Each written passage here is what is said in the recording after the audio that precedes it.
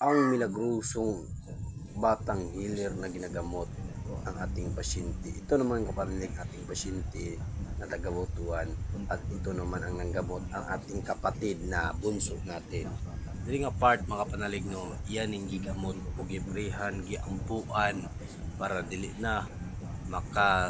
makasulod ang barangan gahom sa barangan na maitim. Diri mga panalig iyan gipudiran o gibaklas ang mga negatibo para dili na kaduol mga panalig kay gibarang ni mga panalig no, kawawa naman maiyang giprihan mga panalig o gipudiran tapos at mantra at pundo balabal at general pundasyon at blessing sa niyang katawan para dili na mausab mga kapanalig ang binuhatan sa mga dautan sa ating pasyente mga kapanalig. Pagkatapos naman panalig,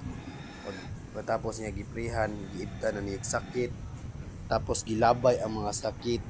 ug gisumbalik sa barangan para dito sa iya maigo ang iyang binuhatan nga dautan para siya na pud ang magsisi sa iyang mga binuhatan nga mga masama mga panalig no. Iya na pud gipudiran usab mga panalig